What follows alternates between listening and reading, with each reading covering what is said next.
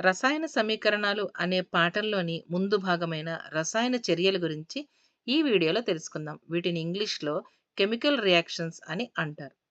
మనం ముందు తరగతుల్లో మన చుట్టూ జరిగే కొన్ని మార్పుల గురించి తెలుసుకున్నాం. ఆ మార్పులు భౌతికమైనవా లేదా రసాయనికమైనవా అని కూడా విభజించి చర్చించుకున్నాం. మరి రసాయన మార్పు అంటే ఏంటి? రసాయన మార్పు జరిగినప్పుడు అక్కడ జరిగే చర్య ఏంటి? ఇవి తెలుసుకునే ముందు మన రోజువారీ జీవితంలో జరిగే కొన్ని ప్రక్రియలను మనం గమనిద్దాం. అవి ముందుగా మన జీర్ణ వ్యవస్థ. అంటే మనం తీసుకున్న ఆహారం ఏ విధంగా మారుతుంది? టపాసులు పేల్చినప్పుడు అది కాల్చక ముందు, కాల్చిన తర్వాత వాటి రూపం ఏ విధంగా ఉంది? అలాగే ఒక మేకుని తీసుకొని ఆరుబయట ఉంచినప్పుడు ఆ మేకు ఏ విధంగా మార్పు చెందుతుంది? అలాగే ఒక మామిడికాయ పండుగా ఏ విధంగా మారుతుంది? అక్కడ పసుపు రంగు ఏ విధంగా వస్తుంది? ఇలాంటి చర్యలన్నిటిని మీరు గమనించినట్టయితే పదార్థం వాటి స్వభావాన్ని పూర్తిగా మార్చుకుంటుంది.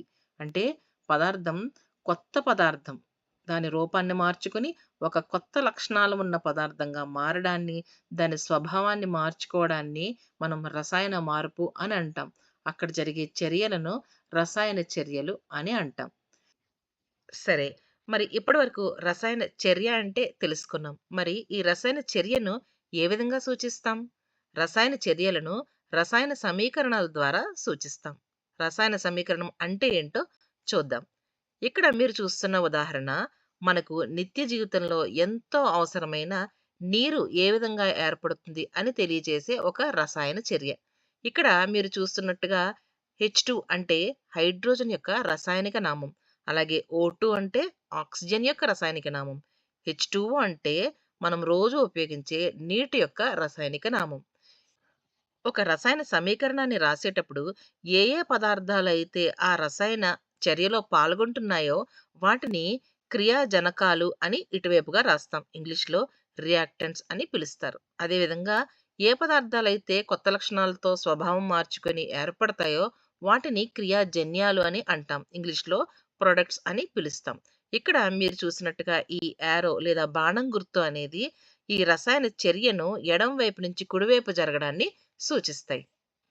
ఇక్కడ మీకు ఒక డౌట్ రావాలి. ఈ రసాయన చర్యలన్నీ వాటంతట అవే జరుగుతాయా? ఖచ్చితంగా అయితే కాదు. కొంతవరకు వాటికి మనం శక్తిని ఇవ్వాల్సి ఉంటుంది. ఎందుకు అంటే ఈ క్రియాజనకాలు ఏవైతే ఉన్నాయో ఆ పదార్థాలు లేదా వాటిలో ఉండే అణువుల మధ్య బంధాలనవి బ్రేక్ చేసుకుంటాయి. అలాగే కొత్త పదార్థాలు ఫార్మ్ అవ్వడానికి లేదా తయారవ్వడానికి వాటి మధ్య బంధాలు ఏర్పడాలి. ఇలా బంధాలను బ్రేక్ చేసుకున్నప్పుడు లేదా విడదీసినప్పుడు అక్కడ కొంత శక్తి అయితే మనం ఇవ్వాల్సి ఉంటుంది. కొన్ని రసాయన చర్యల్లో రసాయన చర్య పూర్తయిన తరువాత కొంత శక్తి విడుదల కూడా కావచ్చు. అంటే ఇక్కడ రసాయన చర్య జరగడానికి శక్తి అనేది చాలా ప్రాముఖ్యత వహిస్తుంది. అంటే శక్తి గ్రహించవచ్చు. అలాగే లేదా శక్తిని కోల్పోవచ్చు. ఇంకొంచెం సులభంగా అర్థం చేసుకోవడం కోసం ఈ విధంగా ఒకసారి గమనించండి. ఇక్కడ 2 హైడ్రోజన్ అణువులు ఉన్నాయి. ఇది ఒకటి హైడ్రోజన్ అణువు. ఇదొక హైడ్రోజన్ అణువు. హైడ్రోజన్ అణువులో 2 హైడ్రోజన్స్ ఉన్నాయి. ఇక్కడ పసుపు రంగు వృత్తాకారంలో ఉన్నది ఒక హైడ్రోజన్ అనుకుంటే H2 ఒక హైడ్రోజన్ అణువు. అలాగే ఇంకొక హైడ్రోజన్ అణువు. వేటితో కలుస్తున్నాయి? ఆక్సిజన్ అణువుతో.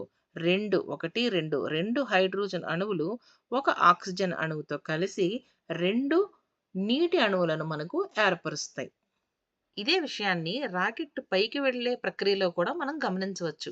రాకెట్ సిలిండర్‌లో మనకు ఇంధనం ద్రవ రూపంలో ఉన్న ఆక్సిజన్, ద్రవ రూపంలో ఉన్న హైడ్రోజన్ ఉంటుంది.